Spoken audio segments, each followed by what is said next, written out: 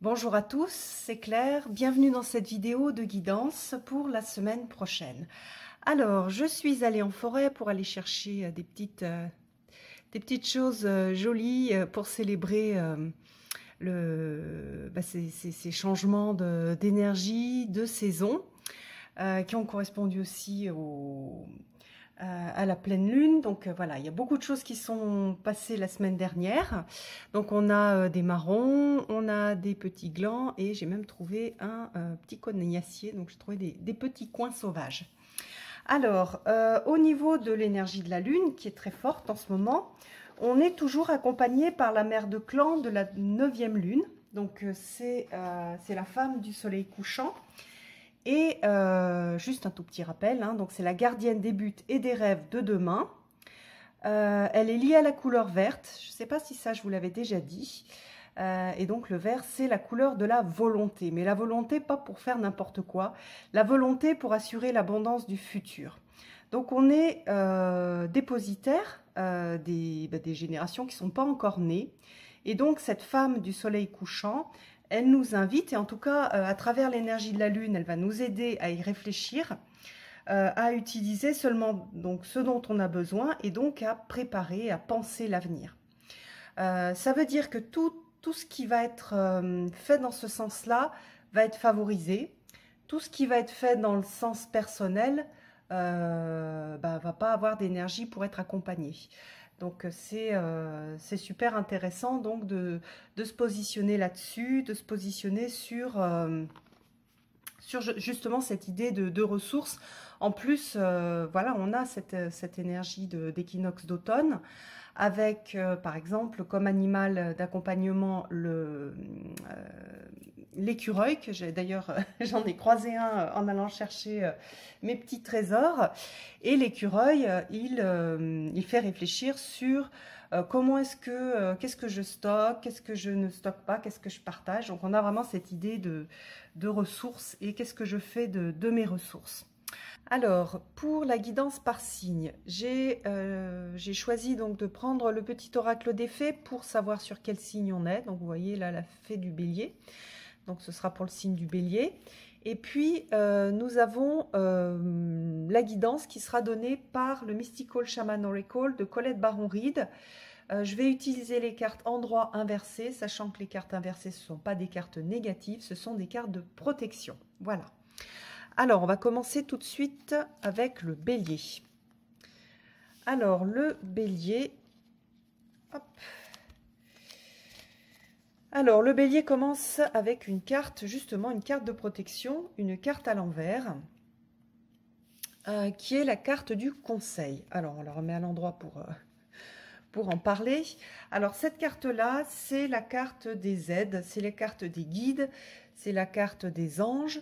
Et il vous est rappelé que vous n'êtes pas seul, que vous n'avez pas besoin de faire tout votre travail d'incarnation sur Terre en vous sentant seul. Vous êtes accompagné, hein, vous n'êtes pas dans cette aventure-là lâché comme ça, sans protection. Vous avez cette protection de guide.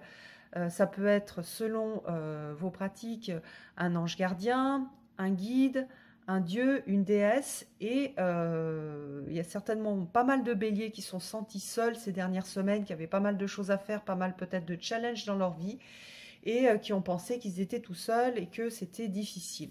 Et bien là, cette carte-là, cette carte de protection, elle est là pour rappeler que non, vous n'êtes pas seul, vous êtes accompagné. Donc c'est une invitation à la méditation, à la prière, à l'appel des guides.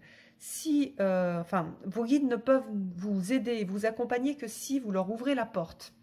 Un guide ne va jamais forcer la porte et vous accompagner de force. Vous devez demander de l'aide et vous devez être ouvert à cette aide-là, quelle que soit la façon dont elle se présente. Très souvent, on a aussi l'ego qui va jouer et qui ne va pas vouloir de l'aide telle qu'elle est présentée, alors que le guide vous montre une voie ou vous propose des choses qui vont être bonnes pour vous. Donc, ouvrez bien les yeux, regardez bien les synchronicités et puis voilà, priez, méditez, connectez-vous à vos guides, allumez une petite bougie, sortez une image qui vous inspire pour pouvoir être en connexion avec cette énergie-là. Alors, pour les taureaux, on a une carte inversée aussi, c'est la roue médecine. Alors, la roue médecine, c'est la roue de guérison. Et puis, c'est une roue qui passe par plusieurs étapes pour cette guérison. Et comme vous l'avez en protection, c'est qu'il y a une certaine résistance à la guérison. Donc là, il y a ce message qui dit d'arrêter de procrastiner sur l'invitation à la guérison. Donc, c'est vrai que c'est difficile parfois de commencer, mais ça vaut la peine. Hein. Le message, c'est que ça vaut la peine de s'engager sur cette voie-là. Alors, il y a plein de façons de le faire. Ça peut être prendre soin de son corps, hein, ça peut être une guérison physique, ça peut être une guérison émotionnelle, ça veut dire aller guérir une blessure émotionnelle d'enfance, par exemple. Qui vous empêche d'avancer, qui vous a fait développer un certain nombre de croyances qui aujourd'hui ne vous sont plus utiles et qui sont des croyances qui vous empêchent d'avancer, qui vous empêchent de rencontrer l'amour, etc. Donc vous devez prendre en compte ça et vous mettre à la recherche, si vous n'avez pas déjà fait, mais à mon avis pour beaucoup de taureaux, vous savez exactement de quoi je parle, de cette méthode-là. Donc c'est commencer à aller voir un psychologue par exemple, c'est aller faire un bilan médical, reprendre peut-être le sport, prendre soin de son corps, de la nourriture, de la façon dont je bouge, dont je respire. En prendre soin, pas le martyriser. Voilà, guérir, aller voir des gens pour voilà, aller comment dire, retourner sur des choses liées à l'enfance, donc aller reparler avec ses parents, avec ses grands-parents pour pouvoir guérir. Donc c'est vraiment cette idée de guérison, il y a plein de moyens de guérir, à vous de trouver celui qui va vous faire du bien. Donc voilà, c'est le moment, c'est plus le moment d'attendre, c'est plus le moment de se dire « Ah oui, tiens, il faudrait peut-être que je fasse ça ». Non, c'est le moment de foncer et de s'y mettre. Et c'est une bonne, en plus, c'est une très bonne période pour le faire. Donc pour tous les taureaux, vraiment, je vous invite à faire ça. Alors, pour les Gémeaux, nous avons l'aigle. Alors, dans cette carte-là, nous avons cette idée donc d'aigle. Donc, ça veut dire que déjà, pendant toute la semaine, vous allez être accompagné par cette énergie de l'animal de pouvoir, l'aigle. Alors, l'aigle, c'est un rapace qui va haut. C'est un rapace qui a une très bonne vue. Donc, il apporte la capacité à prendre de la hauteur, à sortir de la routine, hein, à sortir des choses sur lesquelles on a le nez collé et à analyser ce qui se passe.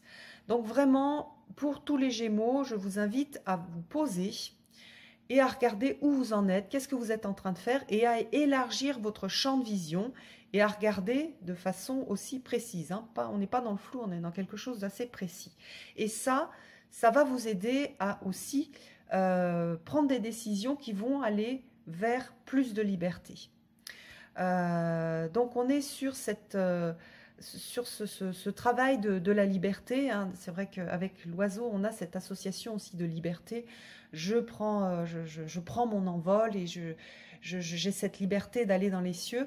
Donc là, vous avez cette occasion d'aller reconquérir votre liberté en analysant tous les endroits où en fait vous vous êtes enfermé dans des choses qui vous ressemblent pas et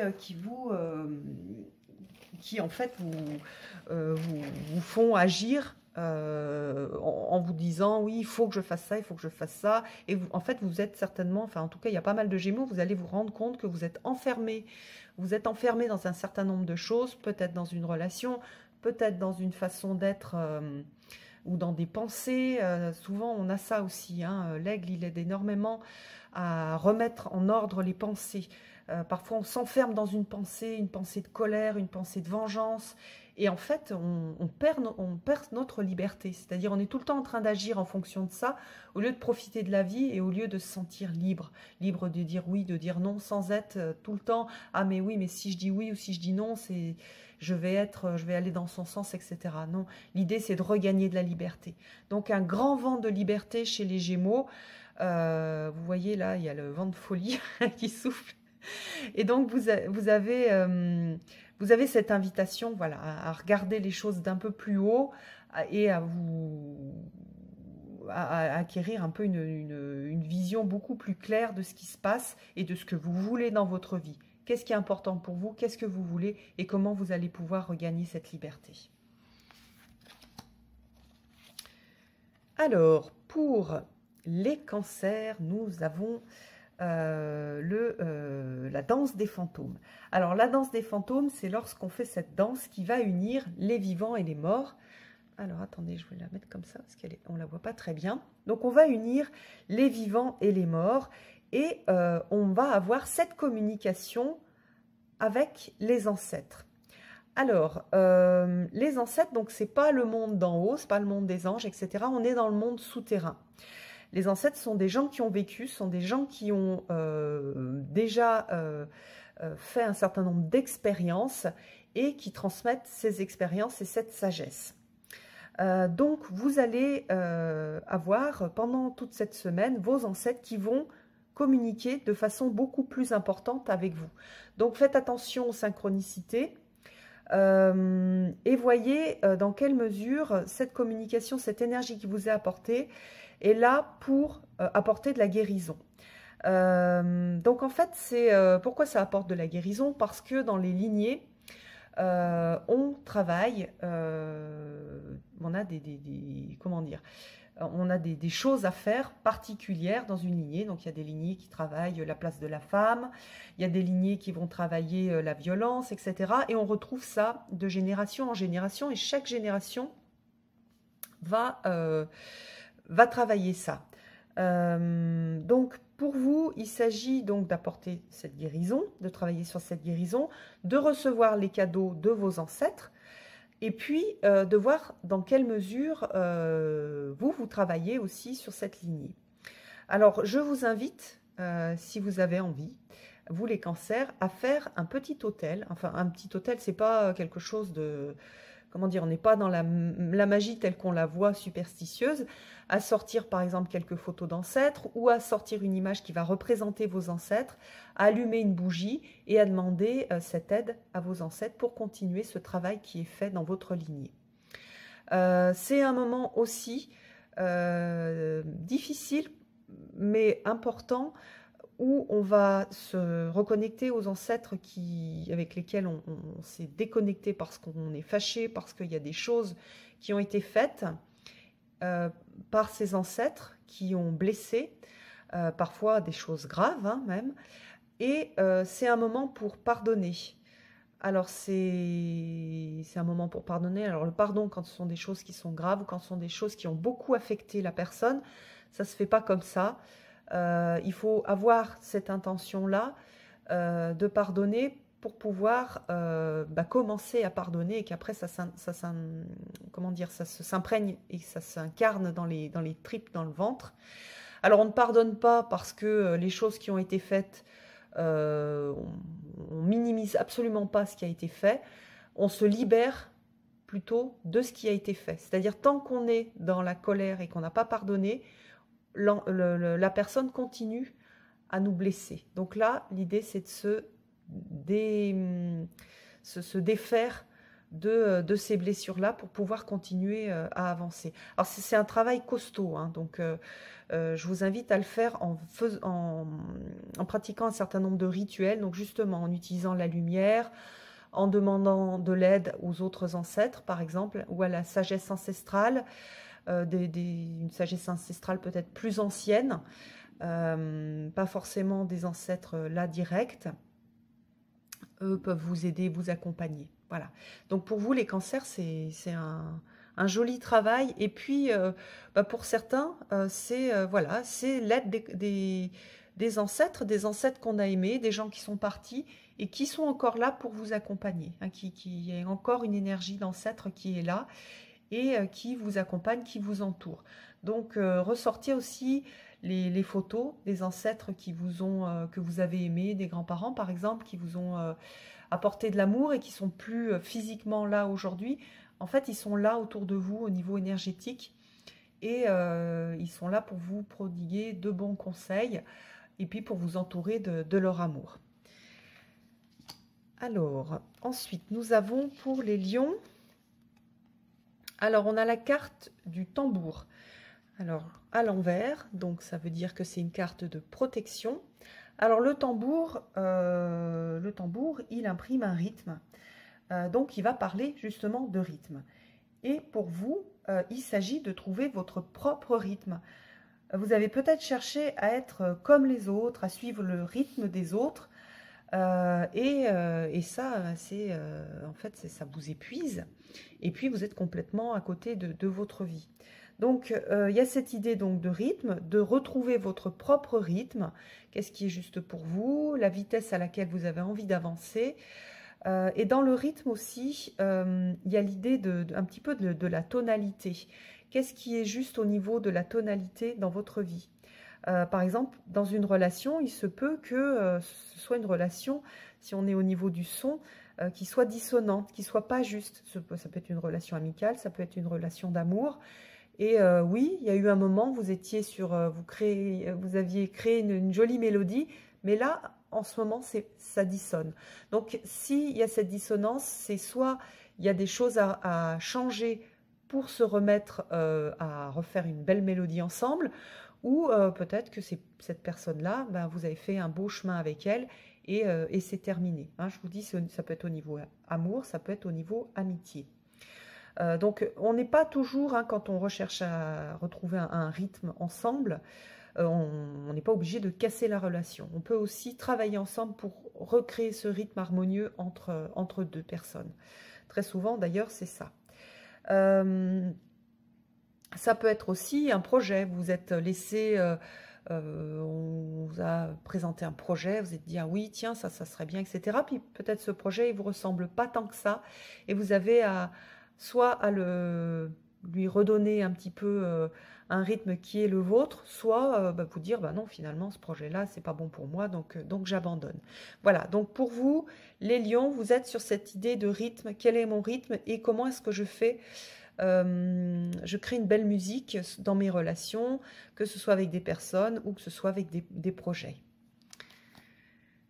Alors, pour les vierges, nous avons une super belle carte qui est la carte du cercle. Et alors, cette carte, elle est importante parce qu'elle résonne pas mal avec la mère originelle. C'est ce qu'on dit quand on est dans des cercles chamaniques, nous sommes tous et toutes liés. Donc vous voyez, il y a des mains de toutes les couleurs. Et pour vous, vous allez expérimenter, en tout cas vous êtes invité à le faire, pendant toute la semaine, cette reliance, la reliance avec le tout.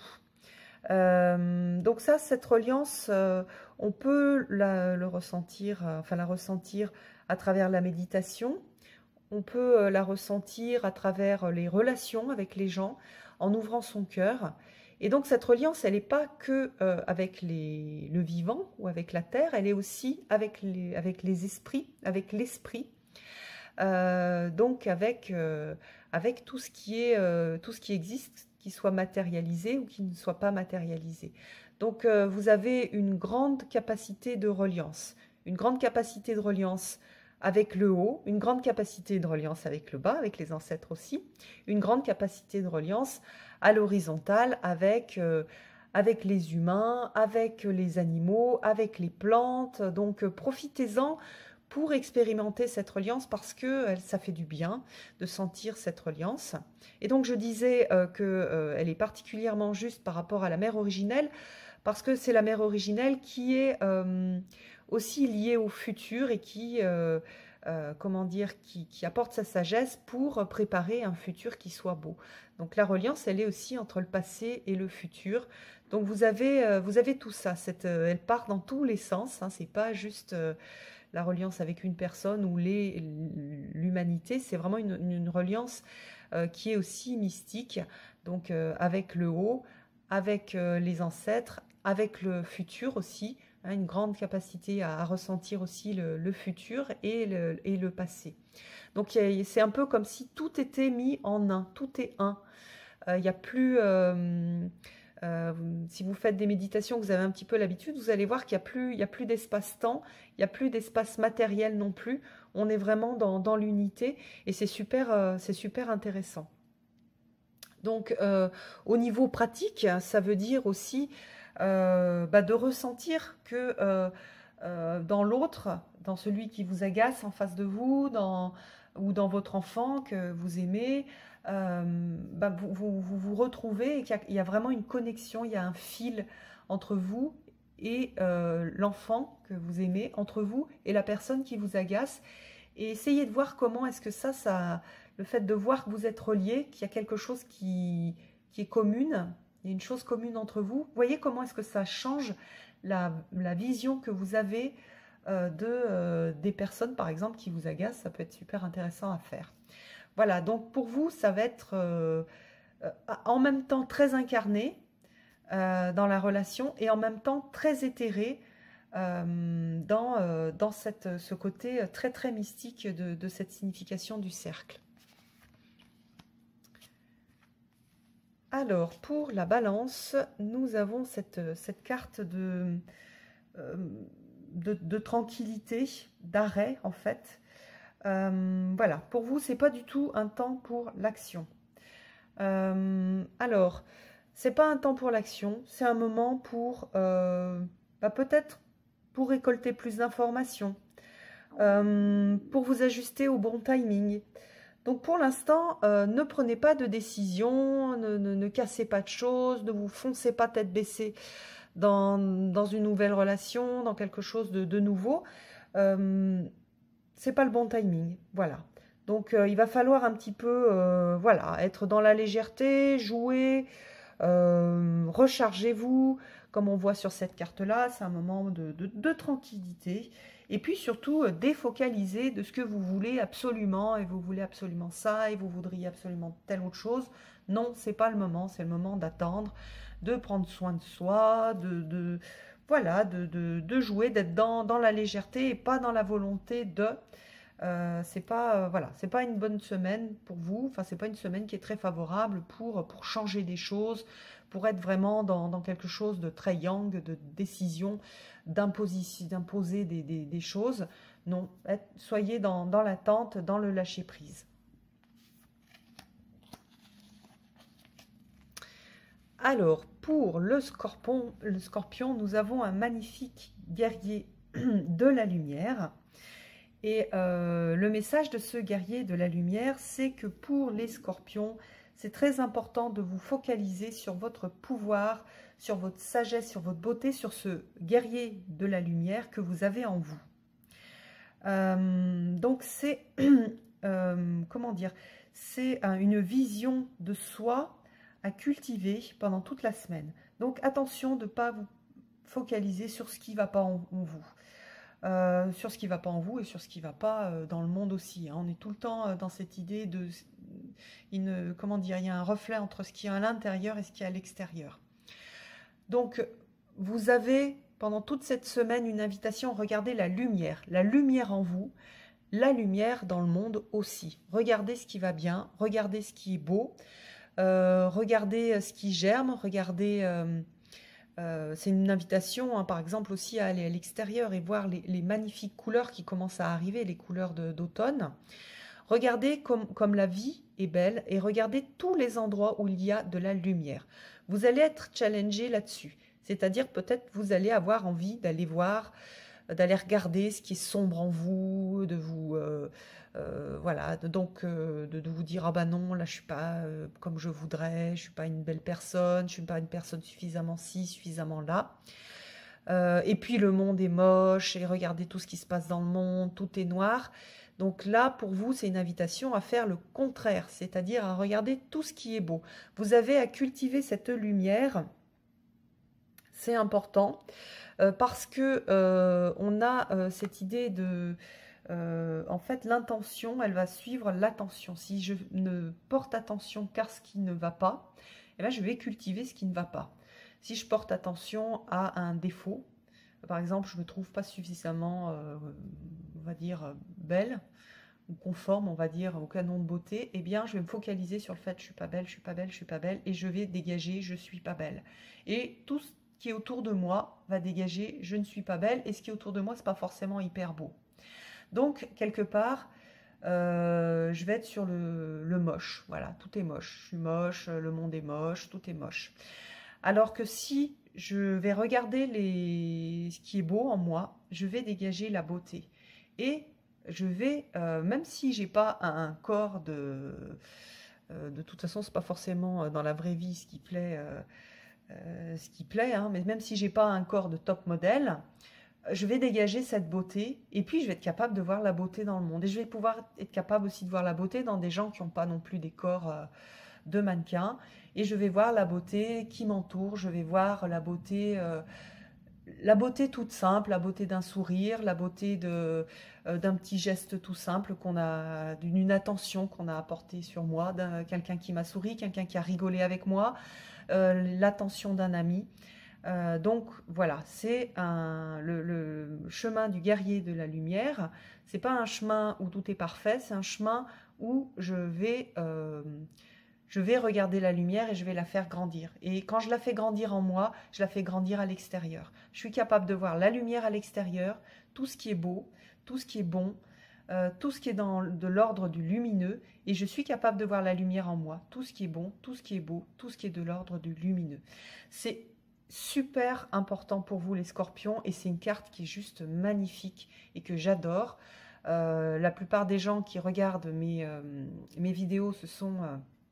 d'ailleurs, je les appelais comme ça avant, des guerriers de la lumière, dans le sens de Coelho, parce que j'aime énormément sa définition de guerrier de la lumière. Et donc voilà, personne n'est parfait, on fait nos chemins qui sont pas toujours très faciles, et on est là pour apporter de la lumière. Et pour apporter de la lumière, il faut savoir déjà la reconnaître. Donc reconnaissons la lumière, reconnaissons le beau en nous et dans les autres. Et dans le monde aussi, et dans tout ce qui nous entoure, et dans les actes aussi qui nous entourent. Alors, le Sagittaire, nous avons le monde du milieu à l'envers, donc je le redis, quand on a une carte à l'envers, ce n'est pas une carte négative, c'est une carte de protection. Alors, donc le monde du milieu, je la retourne pour qu'on la regarde, alors on la retrouve dans pas mal de cultures, hein, et de mythologie, c'est le monde de tous les jours, c'est la réalité de tous les jours. Dans la mythologie, c'est souvent le monde des humains. Donc, comme elle est à l'envers, vous allez avoir peut-être tendance à vouloir corriger les choses en allant corriger directement dans la matière. Par exemple, il y a certaines idées qui peuvent... Voilà, un changement je vais donner un exemple, un changement de loi. On aimerait bien qu'il y ait une loi qui soit changée. Et on va aller directement dans la matière, manifester, crier, détruire des choses, parce qu'on voudrait que ce soit fait tout de suite. Et en fait, là, le message pour les Sagittaires avec ce monde du milieu à l'envers, c'est il faut d'abord changer l'intérieur, il faut déjà changer les mentalités, il faut déjà changer les pensées avant de pouvoir changer ce qui se matérialise. Alors, au niveau beaucoup plus concret et personnel, de développement personnel, je veux absolument rencontrer quelqu'un, je veux me marier, je veux avoir des enfants, etc. Mais je veux ça, mais à l'intérieur de moi, il y a des blessures, par exemple des blessures d'enfants, qui font que j'ai un auto-sabotage qui se fait systématiquement. Donc je ne peux pas forcer, je ne peux pas me forcer, ah tiens, il y a quelqu'un qui a l'air d'être OK pour créer un couple avec moi. Et vite, je saute sur le premier venu, et puis c'est pas celui-là, parce que tant que j'ai pas changé ce qu'il y avait à l'intérieur, je ne peux pas créer une relation harmonieuse. Alors, on le voit aussi, et ça c'est hyper intéressant, dans les schémas répétitifs dans notre vie. Par exemple, il y a quelque chose qui se produit tout le temps. Je rencontre tout le temps les mêmes personnes. Je reste sur le domaine amoureux, parce que je sais que ça intéresse pas mal de gens. Je rencontre tout le temps les mêmes personnes, je rencontre tout le temps les mêmes hommes, ou je rencontre tout le temps les mêmes femmes. Et il se passe tout le temps la même chose. Voilà, je rencontre tout le temps un homme divorcé, et chaque fois, les hommes qui me plaisent, pardon, pas des hommes divorcés justement, je rencontre tout le temps un homme qui n'est pas divorcé, qui est marié, et je suis tout le temps, là, quelque part, la femme cachée. Et c'est tout le temps ces hommes-là qui me plaisent. Alors, si je veux changer, je peux me forcer à sortir avec quelqu'un qui n'est pas marié, mais ça ne va pas marcher. Ce qu'il faut, c'est que j'aille voir qu'est-ce qui se passe à l'intérieur de moi, pourquoi, quels sont les leviers, et qu'est-ce qui s'est qu'est-ce qui se passe et pourquoi est-ce que je fais ça? À quoi ça correspond? Parce que comment dire, l'humain est intelligent et même l'inconscient est intelligent. Il y a un sens à ce qui est fait, il y a un sens à ce qui se produit et c'est souvent un sens qui permet de guérir. Donc je vais par exemple tirer des cartes pour m'aider à comprendre, je peux aller voir un professionnel, un psychologue, je peux réfléchir moi à ce que je suis en train de reproduire de ma lignée par exemple. Donc voilà, et je peux réfléchir aussi aux peurs que j'ai. Par exemple, souvent, c'est aussi des peurs d'engagement, des peurs d'être abandonné. Donc voilà, on a tout ça. Et puis, où par exemple, je veux changer de vie. J'en peux plus, je suis à moitié en dépression, je veux changer de vie. Donc, je prends mes valises, ça c'est hyper classique, je prends mes valises, je pars à l'autre bout du monde et je fais une dépression à l'autre bout du monde. Pourquoi? Parce que je suis partie avec l'essence, en fait, avec la racine de ce qui allait pas. Donc, ben, je la trimballe de partout. Donc, on va aller voir pour vous, pendant toute cette semaine, donc vous les Sagittaires, vous allez aller voir qu'est-ce qu'il y a dessous et vous allez transformer d'abord ce qui soutient vos actions. Donc voilà. Il y a une idée aussi, voilà, de ne pas forcer, que quand les choses ne sont pas disponibles, ben, elles ne sont pas disponibles, il faut attendre. Voilà, on va avoir cette idée-là qui est très intéressante. C'est un bon moment hein, pour se poser et puis pour analyser un petit peu ce qui se passe. Surtout que vous allez être challengé, donc il y a des choses qui vont se présenter, vous allez avoir envie. Donc c'est super parce que vous allez avoir plein d'indices pour aller travailler ça. Alors, pour les Capricornes, alors vous avez non pas le monde du milieu, mais le monde d'en bas. Alors, le monde d'en bas, le monde souterrain, c'est le monde des ancêtres, c'est le monde aussi de l'inconscient hein, en psychologie. Il est hyper intéressant parce qu'à l'intérieur, on a plein de trésors. Donc déjà, les Capricornes, vous allez me faire plaisir d'aller rechercher les petits trésors que vous avez bien cachés au fond de vous et de les offrir au monde. Arrêtez d'être timide, arrêtez de vous cacher. Maintenant, il s'agit d'aller rechercher toutes ces petites gemmes, tous ces petits trésors, toutes ces pierres précieuses que vous avez en vous et que vous avez cachées. Et parfois, pour certains Capricornes, vous les avez tellement cachées profondément que vous ne vous souvenez même plus que vous les avez. Donc, allez à la recherche de ces trésors et de toutes ces belles choses de votre personnalité que vous n'exprimez pas, que vous n'osez pas exprimer. Deuxièmement, dans le monde souterrain, on n'a pas que ça, on a les ancêtres. Donc c'est un moment pour honorer les ancêtres, honorer leur combat, honorer ce qu'ils ont fait et la façon dont ils l'ont fait, du mieux qu'ils ont pu. Et sachez que leur combat, donc tout le travail qu'ils ont réalisé dans leur vie, ce sont vos forces.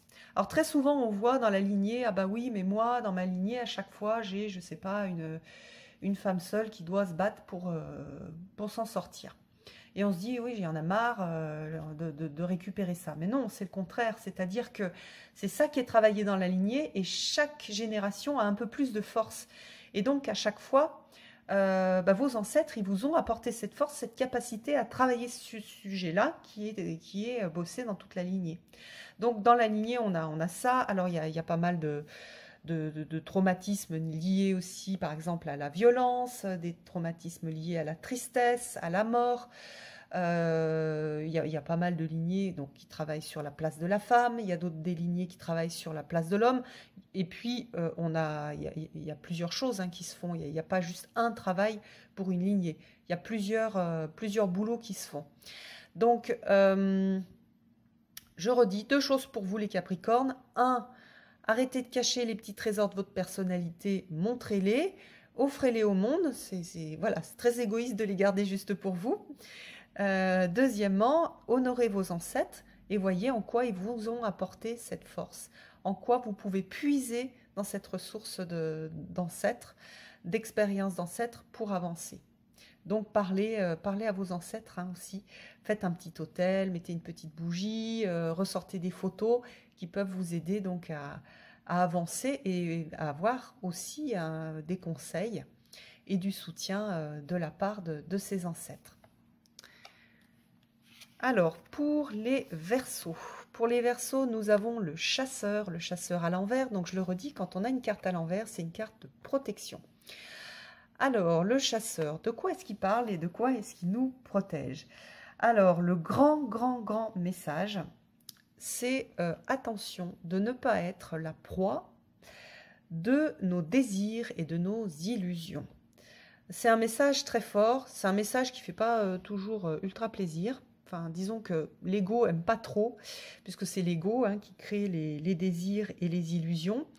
Donc, un petit bilan à faire sur qu'est-ce que je veux, qu'est-ce que je me raconte comme histoire, qu'est-ce que mon ego me raconte comme histoire, hein, mon ego d'ailleurs qui fait partie de moi, hein, dont j'ai besoin. Mais voilà, je vais le remettre un petit peu à sa place. Et puis, attention de ne pas vouloir plus que ce dont j'ai besoin. Parce que sinon, je vais dans cette course à l'avoir, je vais avoir envie d'avoir toujours plus et je vais jamais être satisfait. Et surtout, je vais pas être capable d'être dans la gratitude et de profiter de ce que j'ai et qui me suffit très amplement. Dans cette société de consommation, c'est vraiment, on est vraiment poussé à ça. À vouloir toujours plus, à vouloir ce que notre voisin a, à vouloir ce que notre voilà, ce que quelqu'un d'autre de notre famille, et puis pourquoi moi j'ai pas, etc. Alors qu'en fait, moi j'en ai pas besoin, je veux ça, mais en fait, c'est juste parce que j'ai l'impression, ou on me fait croire que si j'ai ça, je serai plus heureux. On est beaucoup sur cette notion de bonheur, hein, les désirs et les, comment dire, les illusions, c'est pour accéder au bonheur. Et c'est l'ego, il le fait pas, comment dire, l'ego est pas méchant, on n'est pas là-dessus. On est sur l'ego qui cherche le bonheur. Et l'ego, il croit ce qu'on lui dit, il a un certain nombre de raccourcis. Et il pense que s'il va avoir des choses matérielles, il sera mieux et il aura le bonheur. Même, par exemple, on a aussi des désirs de relations, des désirs d'aller à des endroits, de voyage, etc. Alors qu'en fait, ça ne nous correspond pas du tout. Donc, c'est hyper important de revenir à qu'est-ce qui est juste pour moi, qu'est-ce que j'aime, de quoi j'ai vraiment envie, de quoi j'ai vraiment besoin pour être heureux, et de cultiver, au lieu de cultiver ses désirs, de cultiver la gratitude. Et vous allez voir que ça apporte le bonheur. C'est un petit peu plus compliqué, c'est moins immédiat pour l'ego, mais après, on accède à quelque chose de vraiment beau et de vraiment agréable. Et là, on est capable d'accéder au bonheur. Et là, d'ailleurs, on est capable après d'être en relation et d'avoir certaines choses qu'on voulait absolument, mais qui n'étaient pas forcément voulues d'une façon saine. Voilà, donc un joli message pour les Verseaux. Donc, vous allez être challengé là-dessus. Moi, je suis Verseau d'ailleurs. Donc, vous allez certainement avoir la semaine prochaine plein de désirs, envie de plein de choses. Parfois, ça se manifeste aussi dans des choses type c'est pas juste, pourquoi est-ce que moi j'ai pas ça et les autres ils ont ça, etc. Voilà. Donc, dès que vous avez ça, c'est super intéressant puisque vous avez eu cette carte-là, vous allez pouvoir hop, transformer ça en gratitude. Donc c'est super parce qu'on a tous ça, hein, tous les signes ont ça, mais les Verseaux, vous avez cette opportunité de le travailler et de transformer ça en gratitude. Donc c'est une très très belle semaine pour vous, pour nous les Verseaux. Et puis les Poissons, donc on a aussi une carte de protection, carte à l'envers, une carte de protection, et c'est le faiseur de pluie. Alors, le faiseur de pluie, c'est le maître de la manifestation. Hein. C'est celui qui danse pour pouvoir faire tomber la pluie. Elle est vraiment belle, cette carte. Alors, il y a plusieurs messages. Donc, les poissons, c'est un moment de reconnaître comment est-ce que vous participez à la création du monde. Donc, comment dire ? On a le message que le monde est à l'image de mon état intérieur. La façon dont je vois le monde et ce que je transmets comme énergie au monde, c'est à l'image de ce qu'il y a à l'intérieur de moi. Donc de mon état d'amour, de mon état de toutes mes intentions. et que j'ai à changer de l'intérieur avant de rentrer dans l'action. Il y a un autre signe qui a ça aussi comme type de message, un peu différemment. Mais bon, pour les poissons, c'est vraiment ça. Qu'est-ce que je nourris à l'intérieur de moi? Et ce que je nourris à l'intérieur de moi, c'est ce que j'apporte au monde et c'est la façon dont je nourris le monde. Alors c'est une carte un peu, c'est dur hein, comme carte, parce que ça nous donne une grande responsabilité, une responsabilité que l'on a, mais ça nous met face à cette responsabilité. Si je suis que dans des pensées je veux plus de choses, je veux consommer plus, hein, je rebondis sur le signe d'avant, eh bien je nourris le monde avec ça. Donc après, comme on est beaucoup à être là-dessus, hein, l'humanité globalement est là-dessus, sur les désirs, sur l'envie d'avoir plus, eh bien on épuise les ressources de la planète et à un moment on va se retrouver un petit peu face à des problématiques où on n'aura plus le choix. Donc, je ne peux pas en même temps reprocher au monde de consommer, de polluer, et moi, ultra consommer et ultra polluer. Donc, il y a une idée de cohérence. Alors, c'est pas du tout pour développer la culpabilité. Ça se fait super attention parce qu'avec cette carte-là, on peut très vite développer de la culpabilité. La culpabilité, c'est hyper nocif et du coup, on envoie de la culpabilité dans le monde et on envoie des choses qui ne sont pas lumineuses. C'est comment je réajuste mes pensées. C'est beaucoup au niveau des pensées. Hein. On est beaucoup sur le travail des pensées. Le premier travail, c'est j'observe mes pensées, sans les juger. Parce que les pensées, je peux les avoir, mais par contre, il y a des pensées que je vais choisir de nourrir et d'autres que je vais choisir de ne pas nourrir. Voilà, c'est comme ça que ça fonctionne. Donc je peux être en colère, je peux avoir envie d'agresser les gens, mais je peux décider de nourrir des pensées d'amour et juste de regarder mes pensées de colère et d'agression. Ou d'ailleurs de m'en occuper pour les transformer, hein, pour faire de la magie blanche et transformer ces énergies en des énergies de force, par exemple. Donc voilà, c'est une grande responsabilité, enfin en tout cas, les poissons, la semaine prochaine, vont être mis face à cette responsabilité. Donc, vous allez être beaucoup... vous allez avoir cette clarté, cette capacité à voir quelles sont vos pensées. Donc, faites-le en conscience, notez-les même. C'est super intéressant de les noter par écrit pour pouvoir avoir l'opportunité de les transformer et de voir ce que vous nourrissez. Donc, à nouveau, pas de culpabilité, c'est pas du tout ça. Vous êtes humain, vous êtes comme les autres. Vous avez des pensées qui sont des pensées d'agression, des pensées de désir, des pensées de trucider tout le monde. Voilà, comme les autres, c'est pas grave. Par contre, attention à ce que vous nourrissez. Qu'est-ce que vous nourrissez? Ok, j'ai une pensée, lui il m'énerve, j'ai envie de lui faire un croche-pied pour qu'il se casse la figure. Ok, voilà, je peux en rigoler, je peux transformer ça en un petit dessin animé de Tex Avery. Moi, c'est vrai que souvent je fais ça. Je me vois avec un gros maillet écraser une personne et elle est toute plate après, comme dans les dessins animés. Et après, j'en rigole. Et après, ça passe. Du coup, ça me permet de ne pas alimenter cette colère. Et par contre aussi, je vais faire plein de travaux, plein de choses pour alimenter la connexion, le lien au tout, le lien d'amour, etc. Donc voilà. Pour vous, ce qui est important, c'est peut-être de poser les choses qui sont intéressantes pour vous, les choses qui vous révoltent dans le monde. Qu'est-ce que vous voudriez qu'il y ait plus dans le monde? Et ça, vous allez l'apporter au niveau de vos pensées et au niveau de votre façon de penser et de voir le monde aussi. C'est-à-dire, je veux plus d'amour dans le monde. Comment moi, à l'intérieur de moi, je peux apporter plus d'amour et de pensée d'amour. Je veux plus de justice dans le monde. Comment est-ce que moi, déjà dans mes pensées, je peux apporter plus de justice? Comment je peux être beaucoup plus juste dans mes pensées? Et comment est-ce que moi, je suis juste? Comment est-ce que j'agis avec justesse, avec justice dans mes actes du quotidien? Donc voilà, on est vraiment là-dessus. Et c'est super intéressant parce que ça permet de se rapprocher de ses valeurs. Quelles sont mes valeurs? Donc voilà, moi j'ai des valeurs d'amour, j'ai des valeurs de justice, j'ai des valeurs de famille, j'ai des valeurs... Donc faites la liste de ce qui est important pour vous et voyez comment déjà à l'intérieur de vous, vous pouvez nourrir ces valeurs. Voilà, j'espère que vous allez tous passer une très très belle semaine. Je vous embrasse tous et je vous donne rendez-vous pour une prochaine vidéo. À bientôt!